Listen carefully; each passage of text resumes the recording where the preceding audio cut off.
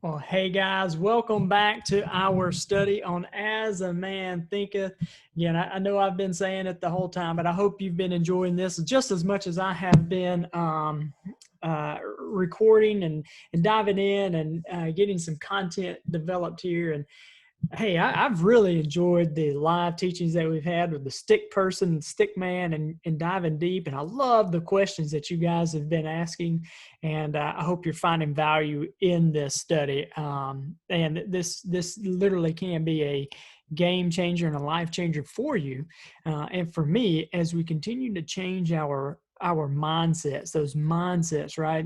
You know, our thoughts determine how we feel, and how we feel determines the actions we take, right? And those actions produce our results. But we're diving into those deep-seated beliefs because it's our beliefs that drive our behavior. And before we actually kick this one off, let's go back just a little bit to page 6 of the contents. And we just did our last couple of sessions on thought and circumstance. And there's only 2 chapters that he explains in this way. So last time we said chapter 2, the effect of thought on circumstance.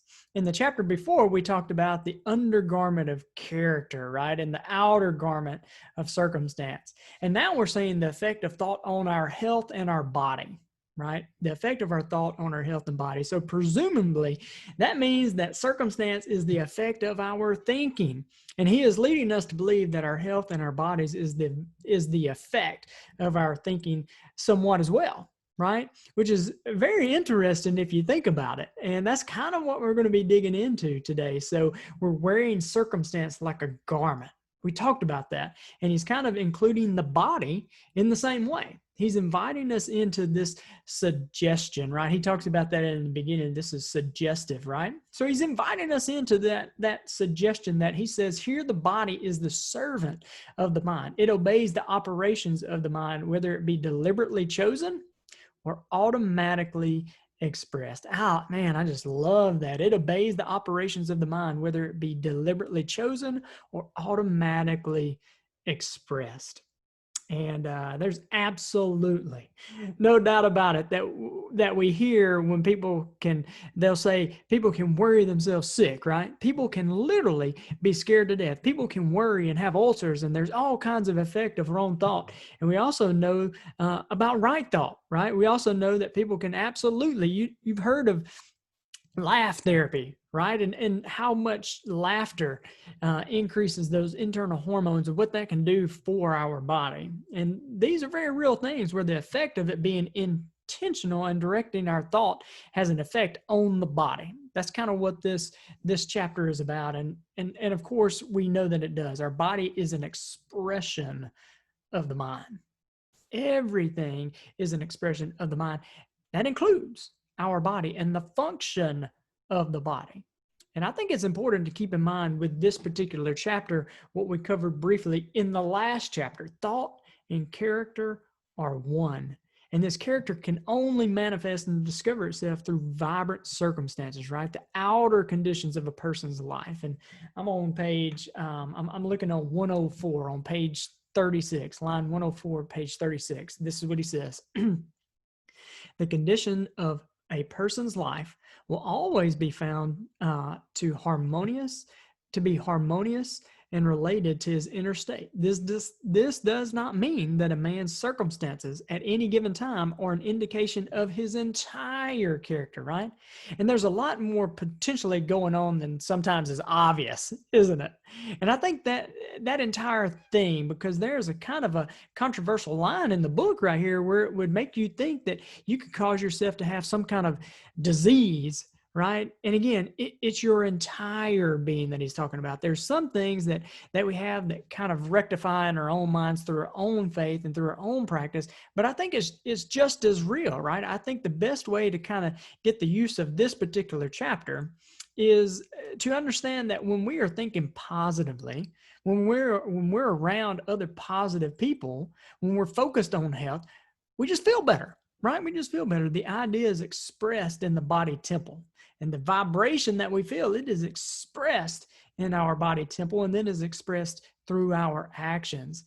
And we also know And if we want to change the state of our thinking, then we can also change the state of our body, right? We know that there's true physiological triggers that we can have when we sit up straight, when we smile, when we take a deep breath. Endorphins are just released, and there's a sense of confidence, a sense of well-being. All of that affects our body. And so our thinking and our body, there's this great ebb and flow, right? Ebb and flow. But to choose to stand up and to choose to smile and to choose to change your state, it all starts in thought. Last year, our guest speaker at the International Maxwell Conference in August was Dr. Bruce Lipton. Many of you guys know that I'm with the John Maxwell team, and twice a year we go to what we call the IMC, the International Maxwell Conference, and we have different speakers come, and Bruce Lipton was the speaker this past time, and he wrote this book called Biology of Belief. But he talks about the effect of stress on the body and how we are in the state of kind of this constant just fight or flight, and how a number of things happen. And one of them the blood goes to the arms and legs, right? So if you're in this fight or flight response, when you're struggling with this chaos, what he talks about is one thing that happens is the blood goes to the extremities, right? It goes to the arms and legs so that you can escape, so you won't digest food. Probably you won't expel food either, right? But the blood goes away from your internal organs so that you can fight or so you can run. Your immune system starts to shut down because that takes a lot of energy as well. So think about it, right? If you got a tiger, if you got a tiger chasing you, my friend, you want all the energy that you can so that you can run, right? And you don't need your thinking, because you're not going to be reasoning with a tiger, right? You're not going to reason with a tiger. So you need reflexive action, which is the hindbrain, right? So the stress hormones, they change and they restrict the capillaries to force all the blood to different parts of the brain. So it leaves the forebrain to go to the hindbrain, right? So it's one or the other. And so we lose the ability to think with stress.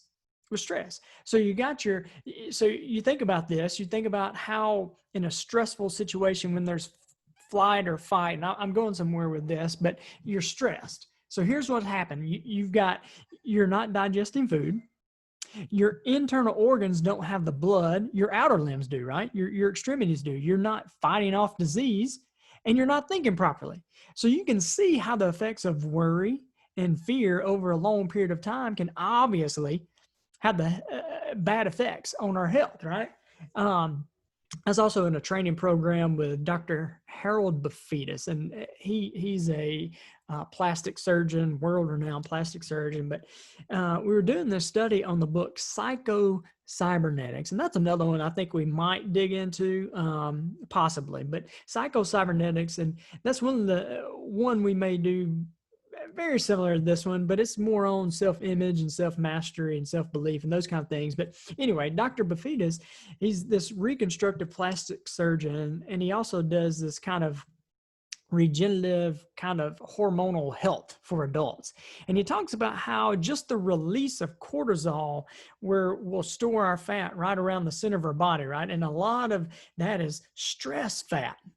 And then we have fatty liver and fatty kidney and fatty heart, right? And so it's something for us certainly to be aware of. And you want to, first of all, I think we want to honor our body, because this body that we have been given, it is a temple and it is a gift from God. So we want to take care of it, right? We also want to presumably be around as long as we possibly can and to have a quality life while we're doing it.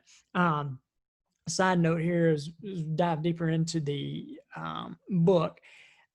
Many of you guys know my background in the gym and the physical therapy, and I had a definition of health, and this is my definition of health, is being able to do the things that you want to do without using the excuse of health to not do it. And what I mean by that is, you see older people, or you see not even older people, but you see younger people as well. It's like, I just don't have the energy. I would love to go outside and play with the kids, but I just don't have the energy. Oh, my back hurts. Oh, my knee hurts, right? And they like to do all these things, but their health is an excuse not to do the things that they want to do, right? So, and let's just kind of keep going here, but we want to keep learning and keep enjoying and living life is my point there. Is we've been given this body temple, and we want to have a quality of life. And you can affect that a lot just by your thinking, just by the way you thought, just through thought. And he says the body is a servant of the mind. So the body is like the puppet, right? And the mind is the puppeteer then in that kind of scenario. And then on line 427, I think 427, he says, if you would perfect your body, guard your mind. How about that? If you would perfect your body, guard your mind. So I think this idea that if you want to, it's kind of indirect, isn't it? Because everyone intellectually knows, I say everyone, most people have a fairly good idea of how they could be healthier, right? They could live, but it's actually doing it, isn't it? That's the difficult part. So working on the mind there, he's saying, is a great way to change your body. And certainly from my own kind of experience with trying to do to be healthy, you do need to be serious about it, don't you? I mean, you've got to be serious about it. You do need to commit. And you do need to make a decision. And then you need to arrange your environment so that you're trying to support that decision you just made. You need to have some self-discipline, and you need to come up with some strategies in order to do it so that you can gradually change your programming, change your belief, change your self-image. And then indirectly, you can change your body over time. And I've talked to people that I've coached, and somebody when they're beginning to start a diet or workout regimen or plan, usually there's a level of resistance with this old paradigm that they have, their old programming, their old thought pattern. It wants to kind of bring them back to sitting on the couch with their potatoes and watching Netflix, right? Potato chips. And so one of the things I'll encourage people to do is for the first week, you eat just whatever you normally eat, but kind of keep track of it, right? Keep up with it by writing it down, and then pick the days and the times you plan to exercise. Just pick them out and go ahead and have your clothes put out. And when you get up, don't even think about it. Just put the clothes on. No excuses. Just put your clothes on, right? And now that you've got your clothes on, you might as well go out the door to do your workout, right? You might as well. It's partly reverse psychology. And it's amazing that when you dress up, when you suit up and you sit there and you realize,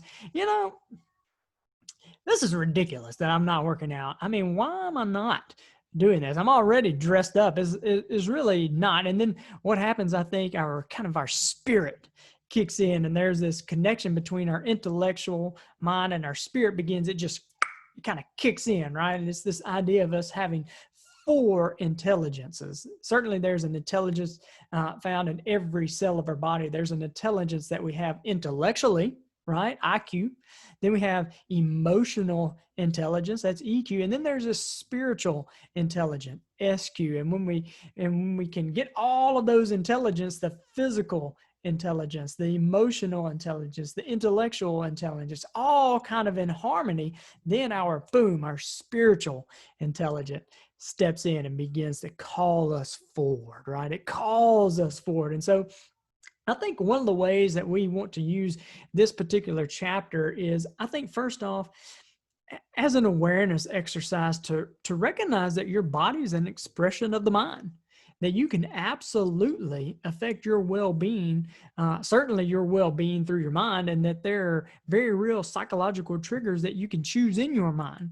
There's that famous example where a patient who had allergy to pollen came out of the, I forget who it was, but it was one of the famous, psychiatrists out of their office. And anyway, he saw a rose in the corner and he got very agitated and came out with symptoms of allergies. And he went back and he complained to the doctor. And then he said, your rose in there, I have allergies, and I saw that rose in there, and my symptoms kicked in because you had that rose in there. And the doctor says, oh, don't worry, it's plastic. Don't worry, it's just plastic, right? And motivation is key as well. Motivation is very much the way we think about things, isn't it? If you don't want to do something, even the smallest thing, even just the smallest bit of resistance, it just kind of way too much effort, right? But if you really want to do it, there's almost no limit to the amount of effort that you can spend. we talked about in one of our last videos or audios about this idea of loving something or fearing something, right? And so do you love health more than you hate working out? Do you love health? And the interesting thing I found as I've been working out for several years now and just absolutely loving it, is very much a core part of who I am. And in fact, fitness, when we did our goal exercise, the values exercise, fitness is one of my top 5. And it's amazing at how it's as though your body knows what's right for you. And it's just like, yes, thank you, right? When you start, like you're healthy, you're eating healthy, you're living healthy, your body starts to crave healthier foods, doesn't it? And I know for me, over time, when I've stuck to the healthy food and then kind of went back to eating maybe a cheeseburger or fries, it just did not feel good. Your body craves the good stuff, right? And it's amazing how quickly it happens both ways. I mean, I find you have people who get into a good routine and rhythm and they feel good about their health, and then boom, vacation or the holidays comes and it kicks them out of that routine, and just how easy it is to stay on that side of the bad routine, and I think it's like the kind of inertia of ramping up or ramping down. When you're in one or the other, it's difficult to kind of get back to the other side, right? But that's where I think keeping in mind what's important to you. It really is what you really want, right? So in my opinion, when it comes to health, I 100% believe it is affected by our thinking. And I'm about to say something that probably sounds weird to you guys, but I say to myself, as healthy, I imagine myself as healthy and fit. I picture that, right? I see myself healthy and fit, that my body temple is healthy. It fights off disease. So when flu season comes around, you probably hear me say something crazy like, if someone asked me if I plan to get the flu shot, I was like, nah, I'm good. I don't believe in getting sick. And look, I know that's absolutely sounds crazy. I may have lost some intellectual respect from some of you, but I say it somewhat joking. It's kind of joking, but I'm also serious in a way. Internally and mentally, I envision anything that comes into my body. My white blood cells, boy, they out to get them, right? They coming in full force. It's like the mafia, right? They're about to take that sucker out. Like no disease stands a chance here, right? That's what I envision, right? And I haven't been sick in years, and I can't tell you the last time I had to go to the doctor or take medicine. And I only share that with you, honestly, like seriously, I only share this with you as we go through this particular chapter as it pertains to health, right? I envision myself healthy. And when that is the image that I hold in my mind, and that's the standard that I've set, then it makes me making choices in alignment with that vision so much easier. Choosing to eat salmon over cheeseburger, right? It's a super easy decision for me. The decision to go run or work out, that's an easy decision for me, right? So I hope you've written out your vision statement as it pertains to your health and your body temple. Write it out. Hold that vision in your mind. See and feel yourself already there, and commit to making that a reality. And I know this has been a short one on health and, the effect of thought on our health and body, but our body and our health is affected by our thoughts. And guys, I hope this has added value to you. I hope you're digging into the book as well and using those reflective questions. But I hope you guys have a great day, and I will see you guys in our next lesson.